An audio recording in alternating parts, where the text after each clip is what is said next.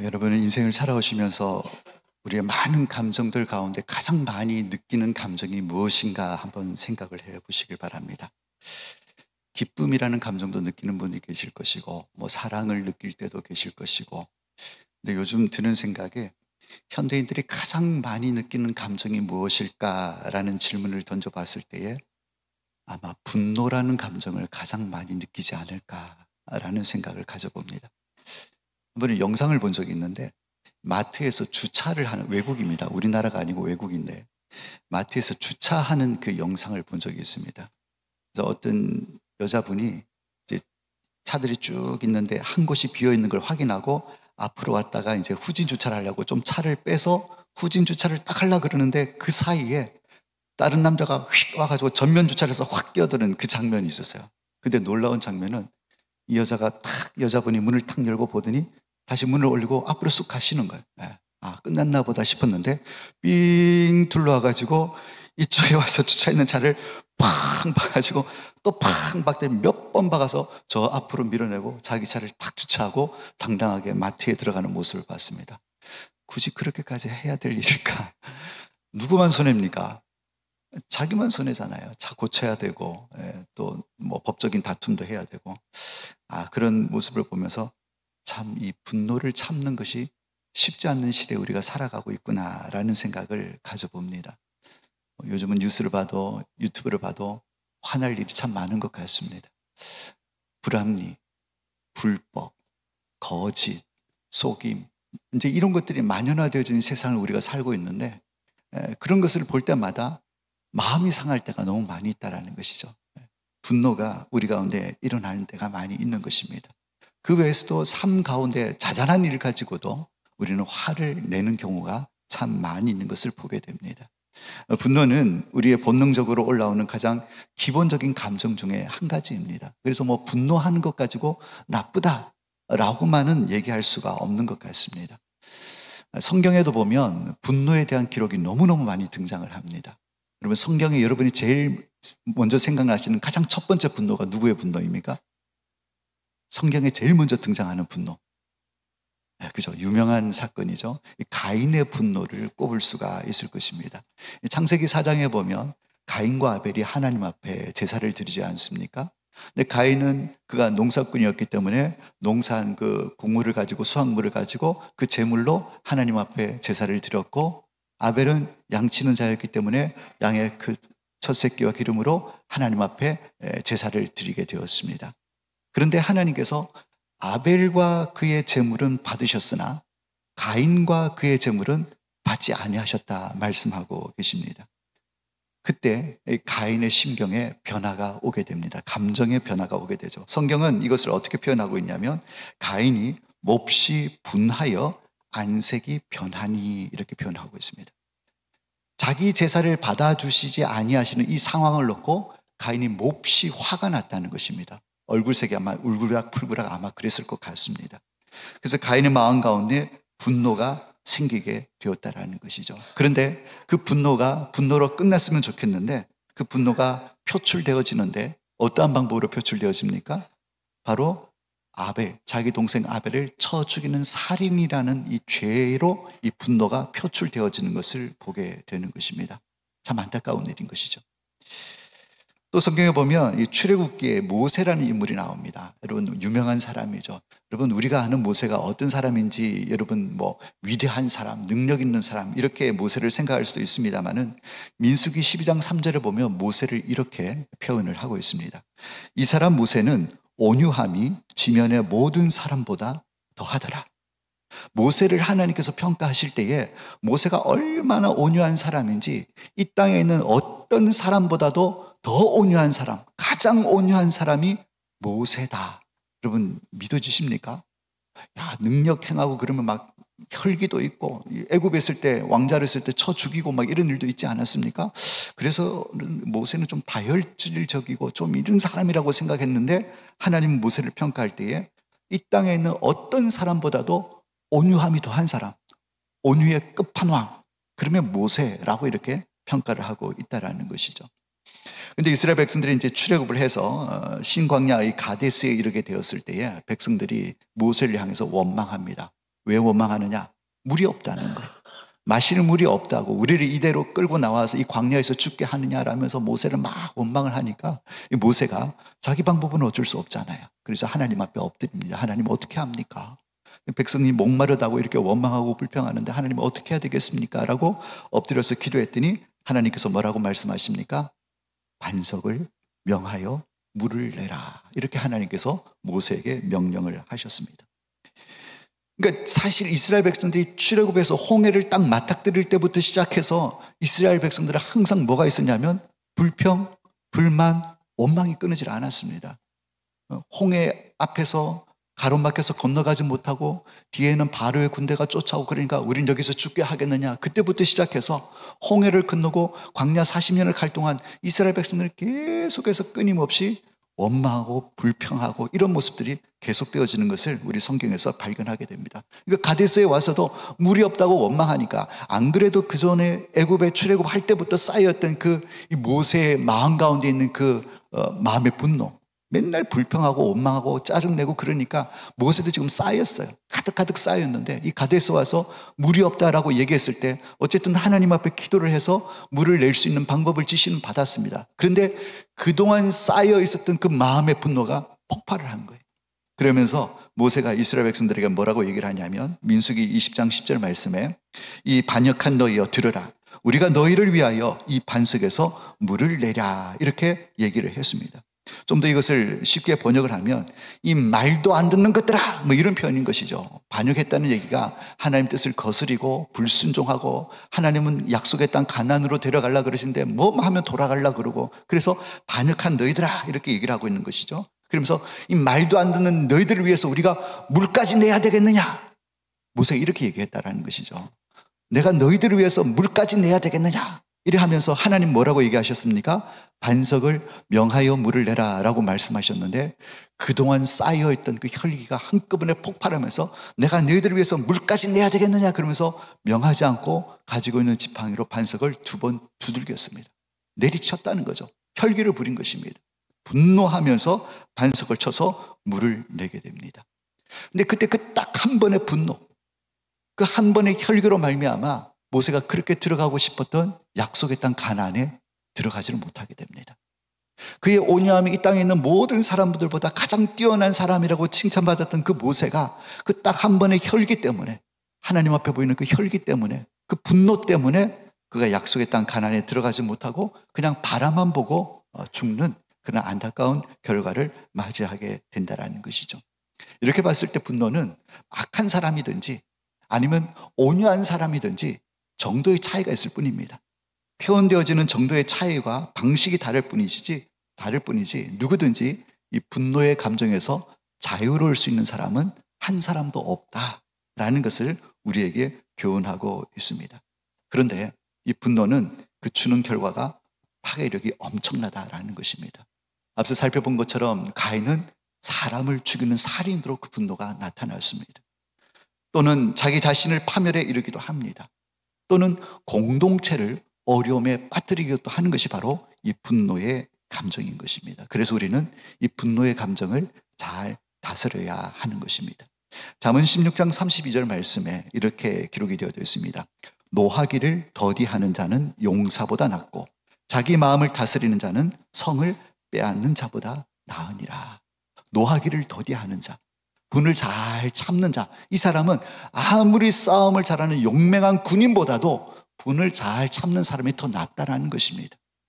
적군의 성문을 얻어서 성을 빼앗는 이 전과를 올리는 것보다도 마음을 잘 다스리고 분을 더 잘 다스리는 것이 더 낫다라고 평가하고 계신다라는 것이죠. 오늘 우리가 분노를 어떻게 바라보고 또 어떻게 다스려야 될 것인가, 오늘 그것을 우리 같이 한 번 더 생각해 보기를 원합니다. 일반적으로 우리가 분노라고 얘기할 때 쉽게 얘기하면 화를 내는 것을 분노라고 얘기를 합니다. 근데 분노라고 다 같은 분노는 아니라는 것이죠. 분노에도 종류가 있습니다. 동기가 무엇이냐, 어떤 동기로 분을 내느냐에 따라서 분노의 종류가 달라진다는 것입니다. 성경적인 관점에서 보면 분노는 크게 2가지 관점으로 나눠볼 수가 있습니다. 먼저는 거룩한 분노가 있습니다. 분노도 그냥 분노가 아니라 거룩한 분노가 있다라는 것이죠. 거룩한 분노가 무엇이겠습니까? 내가 그리스도인으로서 하나님의 이름을 욕되게 하는 일을 보거나 들으면 우리 가운데 뭐가 생깁니까? 분노가 생기는 거죠. 어떻게 감히 하나님의 이름을 욕되게 할 수 있겠냐고. 하나님의 공의가 그리고 정의가 실현되지 않는 모습을 보면 분노가 일어나게 되는 것입니다. 하나님의 뜻이 이루어지지 않게 될 때에 하나님의 이름이 모독을 받고 진리가 어떻게 도전을 받을 때 그런 모습과 상황을 보면 우리 가운데 거룩한 분노가 일어나야 하는 것입니다. 정상인 것입니다. 그런 분노가 있는 것이죠. 또 우리가 인생을 살아가면서 삶 속에서 보여지는 어떤 죄에 대한 불법적인 모습들, 불의한 모습들, 불합리한 모습들, 이런 모습을 볼 때도 우리 가운데 화가 치밀어 오릅니다. 일종의 그것을 거룩한 분노다라고 말씀할 수가 있는 것입니다. 이런 분노는 하나님께서 기뻐하시는 분노입니다. 하나님께서 기뻐하시는 분노. 그런데 이 거룩한 분노에도 주의할 것이 있습니다. 동기는 선하고 그 품은 뜻이 하나님께서 기뻐하시는 거룩한 분노일 수 있지만 그것을 나타내는 과정 가운데 혈기가 들어가면 안 돼요. 혈기가 들어가면 안 돼요. 그러면 아무리 동기가 선한 거룩한 분노라고 할지라도 하나님이 기뻐하시는 분노가 될 수가 없습니다. 첫 번째, 거룩한 분노가 있고 분노의 또 다른 종류가 있는데 이 분노는 죄의 속성을 가진 분노가 있습니다. 바로 우리가 잘 다스려야 할 분노가 여기에 해당되어집니다. 우리가 일상에서 흔히 겪는 분노가 그러한 분노입니다. 이 분노는 우리의 이기적인 자존심 때문에 또는 우리의 욕구 때문에 채워지지 않는 기대감 때문에 생겨지는 분노가 바로 여기에 해당이 되어집니다. 사랑하는 여러분, 우리는 지금 그 어느 때보다도 감정적인 시대에 살아가고 있습니다. 감정적인 시대. 사람들이 얼마나 감정적인지 몰라요. 이성과 판단은 점점 줄어들고 있고 감정이 앞서는 시대에 우리가 살아가고 있다는 것입니다. 그래서 쉽게 상처를 받습니다. 그리고 작은 일에도 마음이 휘청거리고 쉽게 감정을 폭발시키는 시대에 살고 있습니다. 아까 서두에 말씀드렸던 것처럼 주차장 사건도 마찬가지예요. 이성적으로 생각하면 다른 자리에 가서 되면 됩니다. 근데 내 자리를 빼앗겼다라는 그 분노 때문에 가서 막 들이박는 거예요. 그래서 차가 망가지고 부서지고 그런 일이 일어난다는 것이죠. 여러분, 저도 그런 경험이 있어요. 단체톡에 글을 올렸어요. 글을 올렸는데 나도 올리고 그도 올리고 그녀도 올렸어요. 많은 사람들이 글을 올렸는데 다른 사람이 올린 글에는 하트가 붙어요. 따봉이 들어가요. 그런데 내가 올린 글에는 아무도 공감을 안 해주는 거예요. 그런 마음속에 섭섭함도 생기고 나를 무시하는 거야? 라면서 분노도 생깁니다. 개인톡에다가 톡 메시지를 보냈습니다. 그런데 조금 있다가 보니까 일이 사라졌어요. 일이 사라졌다는 얘기가 무엇입니까? 카톡 안 쓰세요? 읽었다는 뜻이잖아요. 읽었는데 보낸 지가 1시간이 지났어요. 2시간이 지나고 오전이 지나고 오후가 지났는데 다음 날이 돼도 답이 안 와요. 그럼 뭐가 일어납니까? 나를 무시하냐고 분노가 생겨나게 된다는 것이죠. 기분 좋게 일과를 마치고 퇴근을 합니다. 사거리 신호가 잘 막혀가지고 신호가 길어져가지고 서행을 하면서 천천히 신호를 받으면서 따라가는데 잠깐 한눈 팔다가 앞차와 간격이 조금 벌어졌는데 뒤에서 확 와서 끼어듭니다. 나는 지금 한참을 기다려서 이까지 왔는데 그 사이를 누군가가 비집고 들어오면 어떤 마음이 듭니까? 물론 우리 성도님들은 온유하신 분들이라서 아무도 그럴 수도 있지 바빴겠구나 하겠지만은 일반적으로 분노가 치밀어 오릅니다. 그래가지고 이제 집에 도착했어요. 아파트에 갔습니다. 나보다 한 사람이 먼저 현관에 들어가고 내가 쫓아가고 있는데 분명히 내가 뒤에 따라오는 것을 앞 사람이 봤단 말이에요. 근데 엘리베이터를 타려고 그러니까 바로 문이 탁 닫히는 순간 어떤 마음이 일어납니까? 분명히 내가 뒤에 따라오는 걸 봤으면 좀 버튼이라도 눌러주고 잡아주면 좋을 텐데 그거 안 하고 탁 닫고 올라가면 또 마음에 분노가 일어나는 것입니다. 얼마나 분노에 익숙한 삶을 우리가 살아가고 있는지 모른다는 것이죠. 여러분, 그러면 이 분노가 어디서부터 오느냐? 왜 이런 분노가 내 가운데 생기게 되는가? 오늘 야고보서 4장 1절 말씀에는 이렇게 기록이 되어져 있습니다. 너희 중에 싸움이 어디로서부터, 다툼이 어디로서부터 나느냐? 너희 지체 중에서 싸우는 정력으로부터 나는 것이 아니냐? 이 분노함으로 인해서 다투고 싸우는, 혈기를 부리고 하는 이 모든 것들이 어디로부터 나온다고요? 정욕으로부터 나온다고요. 정욕, 육신의 정욕. 그러니까 결국은 이 분노의 뿌리는 욕망입니다. 내 육신의 욕망. 이것이 이루어지지 않고 무시당하고 만족시켜지지 않을 때 발생하는 것이 바로 분노다라고 말씀을 하고 있다는 것이죠. 그러니까 분노의 뿌리는 결국 내가 원하는 이 욕구가 원하는 것이 이루어지지 않을 때, 원하는 것을 얻지 못할 때에 좌절의 감정으로 나타나는 것이 바로 분노다라고 해석을 할 수가 있는 것입니다. 왜 내 말은 안 들어주지? 왜 나를 인정해주지 않지? 그러니까 자기의 이 욕구에 대한 만족이 채워지지 못할 때 그때 분노가 일어난다는 것이죠. 옳고 그르고 문제가 아닙니다. 내 욕구의 문제입니다. 내 욕구가 채워지지 않느냐, 거절되느냐, 여기에서 분노가 발생한다라는 것이죠. 여러분, 그러다 보니까 심지어는요, 하나님의 뜻이 이루어져도 분노합니다. 여러분, 이건 심각하게 받아들여야 돼요. 우리 그리스도인들이 신앙생활을 하면서도 하나님의 뜻이 내 삶 가운데 이루어지고 하나님의 뜻이 공동체 가운데 이루어져도 분노하는 그리스도인들이 있다라는 거예요. 왜냐하면 이 분노가 내 욕구의 불만족에서 나오는 것이기 때문에. 여러분, 우리가 잘 아는 대표적인 인물이 있습니다. 요나가 어떤 인물입니까? 니느웨로 가서 회개를 선포하러 가셨는데 다시스로 도망갔잖아요. 근데 나중에 뭐 풍랑을 만나고 물고기 뱃속에 들어갔다가 근데 어쩔 수 없이 이제 순종해서 니느웨로 다시 가게 됩니다. 근데 4일 길이나 행하는 넓은 성읍이었음에도 불구하고 딱 하루만 전도했어요. 회개하라고. 네. 그랬는데 이 하루만 전도를 하고 회개의 메시지를 선포했는데 왕으로부터 짐승까지 다 회개하고 금식하면서 하나님 앞에 그렇게 회개하는 거예요. 그랬더니 하나님께서 이 니느웨에게 내릴 재앙을 안 내리키시고 돌이키셨단 말이에요. 그랬을 때 요나의 반응이 무엇입니까? 화를 냈어요. 화를 냈다고. 하나님의 뜻은 무엇입니까? 죄인들이라도 회개하고 돌이키기를 원하시는 것이 하나님의 뜻입니다. 그래서 요나는 그 메시지를 받아서 가서 회개를 선포해서 회개하고 돌이켰어요. 그래서 하나님은 하나님의 뜻대로 죄를 벌하지 아니하시고 용서해 주셨단 말이죠. 하나님의 뜻이 이루어졌습니다. 그럼에도 불구하고 요나는 화를 냈다라는 거예요. 왜냐하면 자기 욕심에 저 이방민족, 우리 이스라엘 괴롭히는 원수민족들 멸해야 되는데 이게 자기 욕심이란 말이에요. 이게 자기 정욕이란 말이에요. 근데 그대로 이루어지지 않으니까 하나님의 선한 뜻이 이루어졌음에도 불구하고 화를 내는 것을 볼 수가 있다라는 것입니다. 여러분, 많은 성도들이 예수를 믿는 것 같아 보이지만 놀랍게도 하나님의 뜻에 관심이 없는 성도들이 많이 있습니다. 오늘 요나처럼 그는 선지자였습니다. 위대한 사역을 하는 선지자였음에도 불구하고 하나님의 뜻이 이루어지는데도 기뻐하지 아니하고 단지 자기 욕심대로 저 나쁜 민족은 벌 받아야 되는데 벌 안 받았다는 그 사실만으로 하나님 앞에 범죄하고 입술로 화를 내는 이런 모습을 보이고 있다는 것이죠. 하나님 뜻보다도 내 뜻이 중요하고 하나님 뜻보다도 내 감정과 기분이 더 중요하기 때문에 그리스도인이라고 하면서도 얼마든지 우리는 하나님의 뜻이 이루어져도 화를 낼 수 있는 그런 모습이 우리 가운데 있다라는 것을 우리가 간과해서는 안 된다라는 것입니다. 그래서 내 뜻대로 이루어지지 않으면 그게 하나님 말씀이든지 하나님의 뜻이든지 상관없습니다.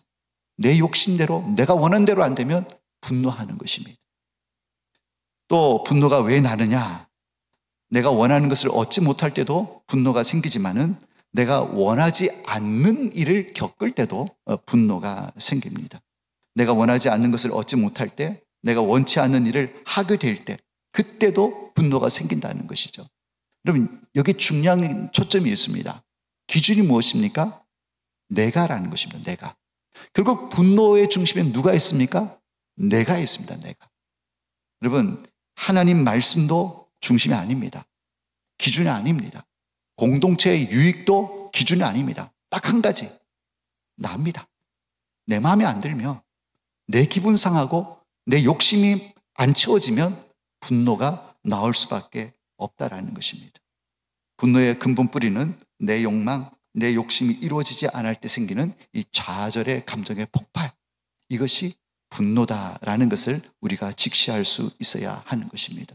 그리고 이러한 분노는 반드시 부정적인 열매로 나타날 수밖에 없습니다. 복수심이나 원한이나 악의로 변질되어져서 결국은 관계를 파괴하고 공동체를 무너뜨리는, 그래서 후회할 일을 하게 한다는 것이 우리가 가지고 있는 이 분노의 안타까운 결과라는 것이죠. 그래서 성경은 이것을 버리라라고 명령을 하고 있습니다. 왜냐하면 하나님의 뜻을 이룰 수가 없기 때문에.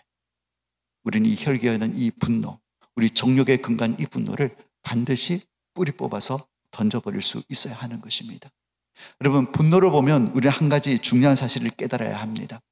겉으로 볼 때는, 신앙생활 할 때는 참 점잖은 사람처럼 보입니다. 그리고 고상한 사람처럼 보일 수도 있습니다. 그런데 분노할 때 보면 그 사람의 진짜 모습이 드러나게 된다는 것이죠. 여러분, 건강한 성도라고 한다면 이 분노할 때 드러난 자아의 모습을 보고 부끄러워할 수 있어야 됩니다. 그게 진짜 건강한 성도라고 할 수가 있다는 것이죠.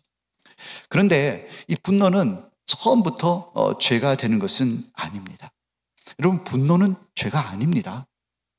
분노하는 것을 우리가 되게 부정적으로 얘기를 하고 그렇게 느끼고 있는데, 분노 자체만을 놓고 죄라고 얘기할 수는 없습니다. 근데 문제는 뭐냐면, 분노가 내 안에 오래 머물게 될 때에, 그 감정이 머물게 될 때에 변질되어집니다.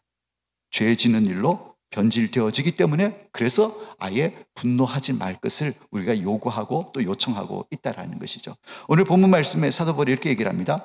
분을 내어도 죄를 짓지 말며 해가 지도록 분을 품지 말라. 그러니까 분을 내어도라고, 이 얘기는 뭐냐면 분을 낼 수 있다라는 거예요. 분을 내는 것은 당연할 수 있다라는 얘기입니다. 분을 내어도 죄를 짓지 말라. 분노를 느낄 수는 있지만 그 다음에 죄를 짓지 말고 해가 지도록 분을 품지 말고 뭐 하라는 얘기입니까? 해결하라는 거예요. 분노 생기는 게 문제가 아닙니다. 그건 죄가 아니라 생기면 뭐 하면 됩니까? 해가 지기 전에 뭐 하라고요? 해결하면 아무 문제가 없습니다. 근데 그것을 해결하지 못하고 품고 있게 되면 결국 죄로 이어지게 된다는 것이죠. 그래서 사도 바울은 분노 해결의 마지노선을 어디까지 두고 있습니까? 해가 질 때까지. 그러니까 해가 지기 전에는 어쨌든 분노를 해결해야 된다라고 말씀을 하고 있는 것이죠. 왜냐하면 방치해 둔다면, 해가 지도록 분노를 품게 된다면 더 큰 어려움과 문제가 생기게 됩니다. 많은 분들은 그렇게 생각합니다. 시간이 지나가면 괜찮아질 거야. 보통 그렇게 얘기를 하지 않습니까? 문제가 생기고 관계가 깨어지고 그러면 아이고 시간이 약이야, 세월이 흘러가면 다 해결돼 라고 얘기를 하지만, 분노는 처음에는 감정으로 시작되지만 그걸 방치하고 내버려두고 시간이 흘러가면 더 이상 감정이 아니라 원한이 되고 쓴뿌리가 됩니다. 변질되어지게 된다는 것이죠. 그래서 빨리 해결을 해야 하는 것입니다.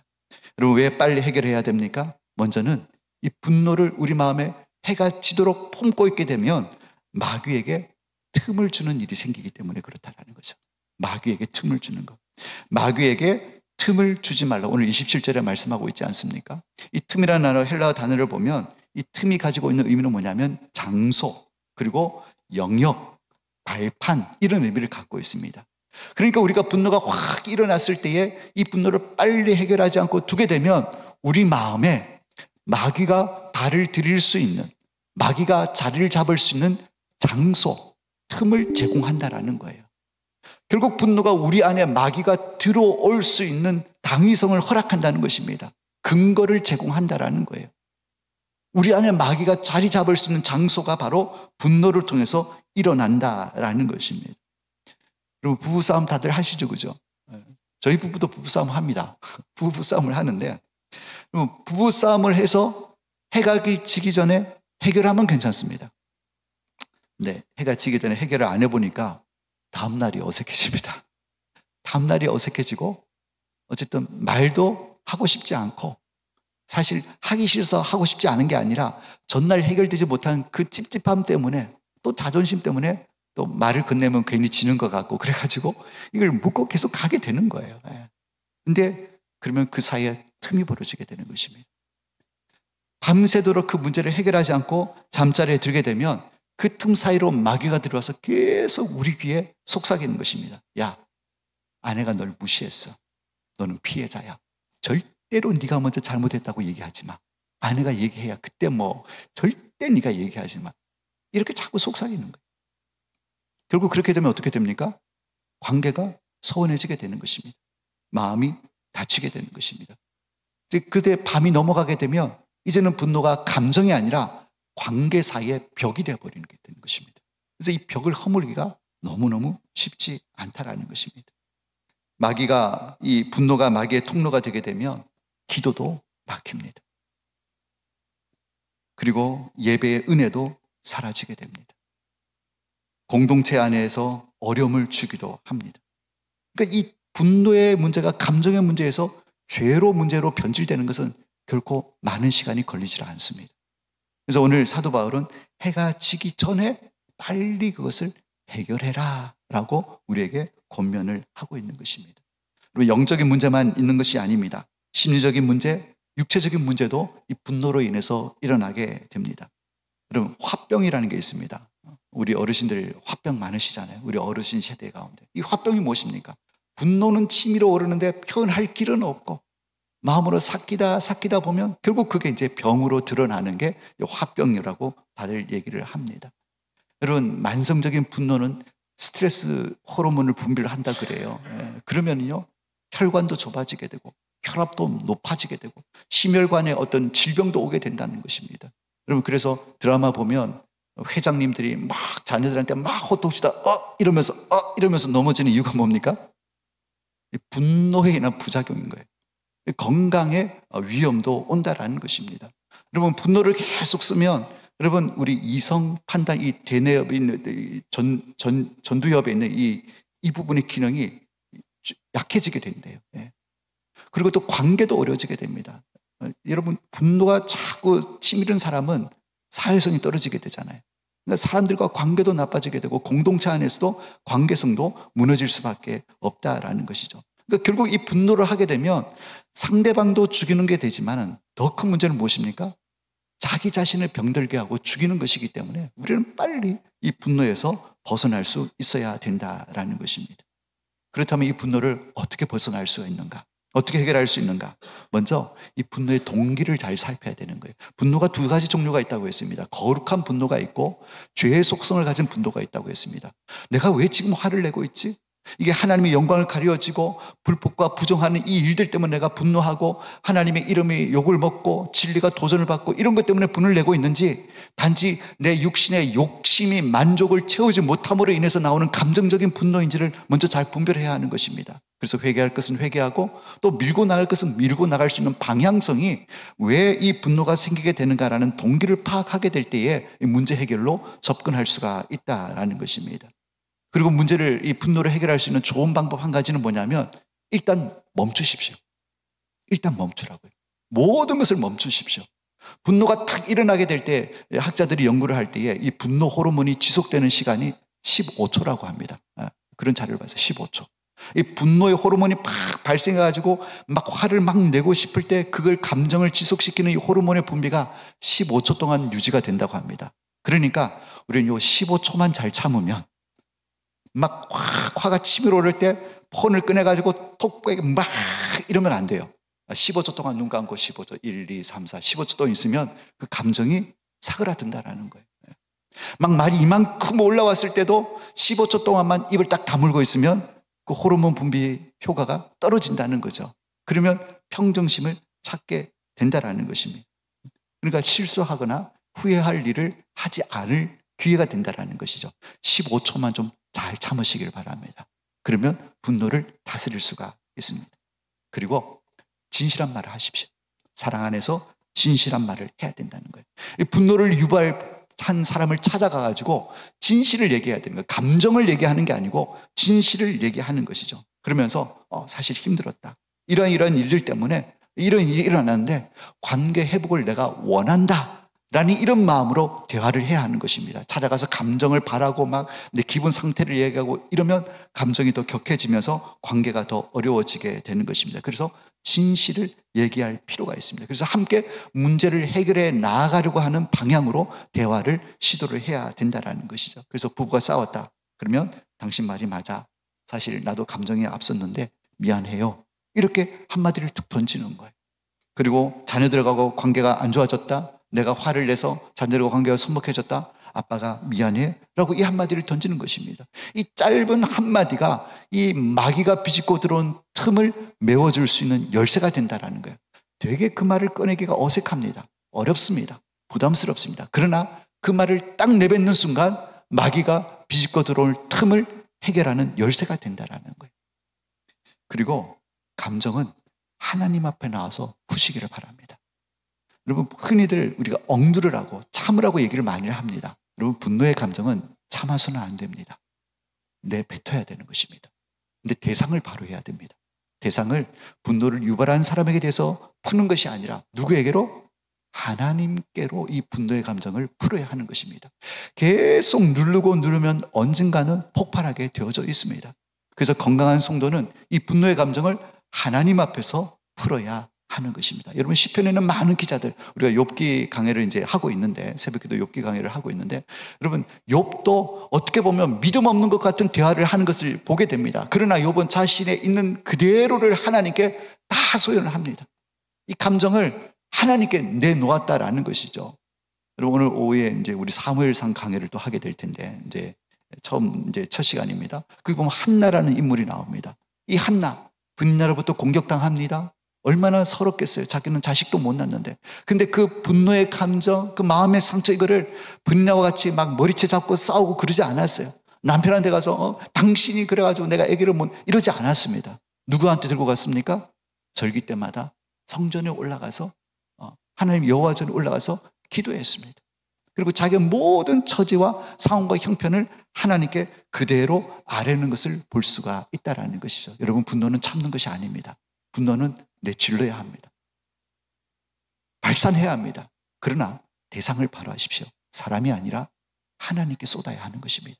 그렇게 쏟아낼 때에 하나님께서는 우리의 기도를 들으시고 또 만져주시고 위로해 주시고 회복해 주실 줄로 믿습니다. 그리고 분노를 이기는 또 다른 방법은 뭐냐면 용서를 해야 합니다. 여러분, 우리가 분노에서 자유로워질 수 있는 유일한 길은 뭐냐면 복음의 능력밖에 없어요. 여러분, 복음의 능력이 무엇입니까?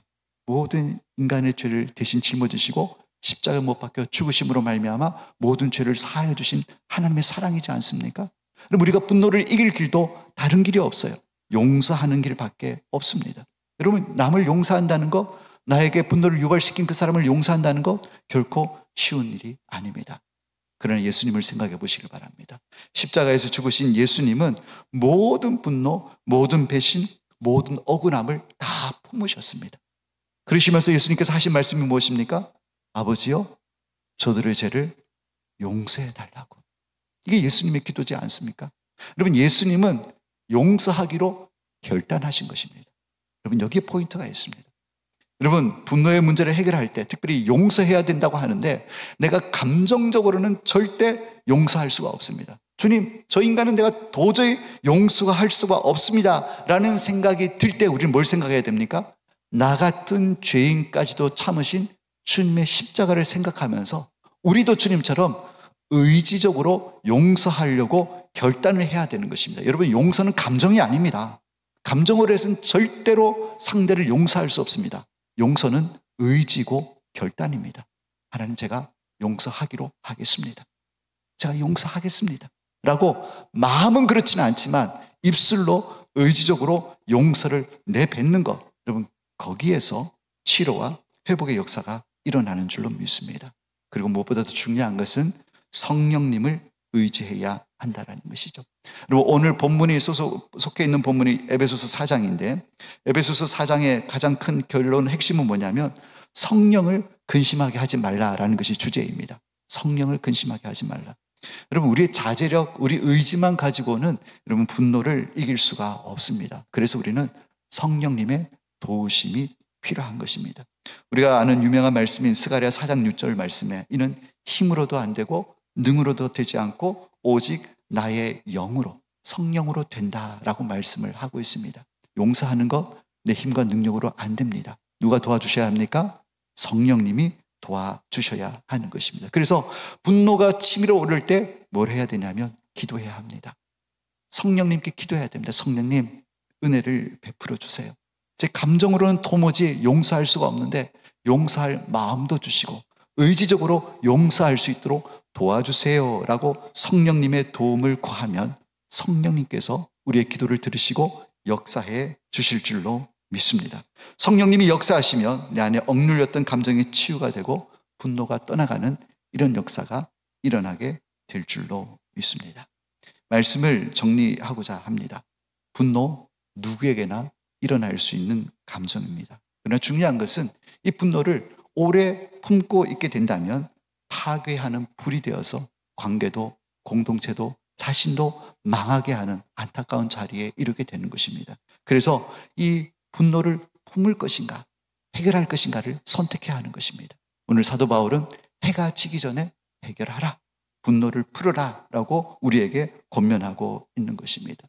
여러분, 성숙한 그리스도인, 성숙한 성도는 분노하지 않는 성도가 아닙니다. 그럼 분노는 피할 길이 없다고 말씀을 드렸습니다. 그러면 누가 성숙한 성도냐? 누가 성숙한 그리스도인이냐? 분노를 하나님 앞에 내어드려서 푸는 사람이 성숙한 그리스도인이 되는 줄로 믿습니다. 우리가 분노를 오래 품게 되면 마귀가 틈을 탑니다. 마귀가 그 분노를 근거로 해서 정당성을 가지고 우리 가운데 자리를 잡게 되는 것입니다. 그때부터 분노는 더 이상 감정이 아니라 죄로 변질되어지는 안타까운 모습을 우리가 경험하게 될 것입니다.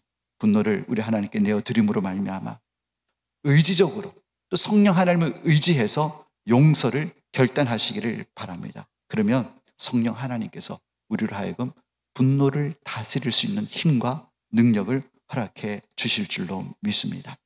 분노를 잘 다스려서 가정과 또 교회와 또 공동체 가운데 평안과 또 화목의 도구로 아름답게 쓰임받는 우리 모든 성도님들이 다 되시기를 예수님의 이름으로 축원합니다. 기도하겠습니다. 하나님 감사합니다. 우리 안에 일어나는 분노를 보게 하시니 감사합니다.